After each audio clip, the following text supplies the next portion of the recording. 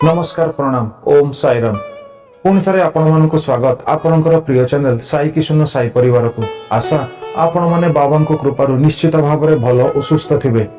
हाँ जदि प्रथम थर यह चैनल भिडटी देखुं तेज दयाकोरी चैनल टी को सब्सक्राइब कर भिडटी को गोटे लाइक कर दिंतु फल भल भल विषय वस्तु सब देखा पाथे। जय श्री साई। जेपरी आपण माने जानती सप्ताहर आरंभ एवं शेष अर्थात सोमवार एवं शनिवार संध्या 7टारे श्री साई संदेश एक नुआ अध्याय सुनिबार समय आउ सही क्रम रे आज आसंतु सुनिबा श्री साई संदेश सीरीज एक नुआ संदेश। प्रति अध्याय रे आमे एक विषय वस्तु उपरे बाबांकर संदेश सुनिबा। हाँ एठी कही रखे जदि आपण मानकु आमर एही प्रचेष्टा भल लागुथाय बा आमर बाबांको उपरे प्रस्तुत करुथबा वीडियो सब भल लागुथाय तबे आपण चाहिले आमको तले दिया जाइथिबा सुपर थैंक्स बटन किंबा फोन पे नंबर 6370198922 माध्यम रे किछि अनुदान बा सहाय्य करि परिबे। हाँ यह आपणको उपरे संपूर्ण निर्भर करे कारण यह आपण मानकर परिवार आपण चाहिले सहाय्य करिवे बा न करिवे किंतु पुणी थरे अनुरोध जदि साई किशुन चैनल टी को एपर्यंत सब्सक्राइब करि नाहंती तबे दया करी साई किशुन चैनल टी को सब्सक्राइब करी पाखरे थिबा बेल आइकन टी को प्रेस करी ऑल को सिलेक्ट करि दियंतु। हाँ आज अध्याय टी जदि भल लगे तबे याको गोटे लाइक करिबा सह अन्य मानको शेयर करिबा को आदौ भूलिबे नहीं। ताहाले आसंतु सुनिबा आज बाबा हमकु केउ संदेश देउचंती। ओम साईराम। वचन किसे कहते हैं? हमारी वाचा जो शब्द बोलती है वही वचन है। हमारा किसी से किया हुआ वादा वचन है। हमने किसी पर विश्वास जीतकर उसे जो शब्द दिया है वो वचन है। हमारी हर शपथ वचन है, हमारी हर कसम वचन है, हमारा हर आशीर्वाद वचन है, हमारा हर शाप, हमारी हर बद्दुआ वचन है। इसलिए कभी किसी के लिए दिल से बुरा नहीं बोलना चाहिए, ना ही सोचना चाहिए, क्योंकि दुआ हो या बद्दुआ जब हम किसी को देते हैं तब उसको सच करने के लिए हमने जो भी पुण्य जमा किए हैं वो खर्च हो जाता है। वचन भंग होना बहुत बड़ा पाप है। ज्ञानी, विद्वान, संत और महात्मा ने वाचा को बहुत महत्व दिया है, क्योंकि वाचा से ही इस सृष्टि का निर्माण हुआ है। प्रलय के बाद ओंकार नाद गूंज उठा और सृष्टि निर्माण का कार्य शुरू हुआ। इसलिए जब कोई ऋषि श्राप देता था तब उसके वचनों का आदर करने के लिए सृष्टिकर्ता उसका श्राप सत्य करते थे।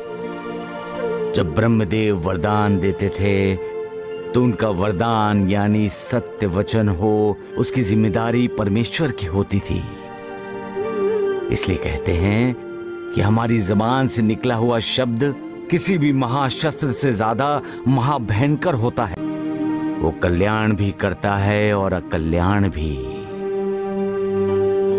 वचन देकर उसका पालन करने का अर्थ होता है सत्य का पालन करना, सत्य की पूजा करना, सत्य की राह पर चलना।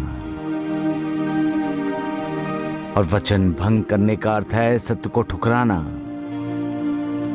मालिक का अनादर करना, जो महापाप है। महापाप।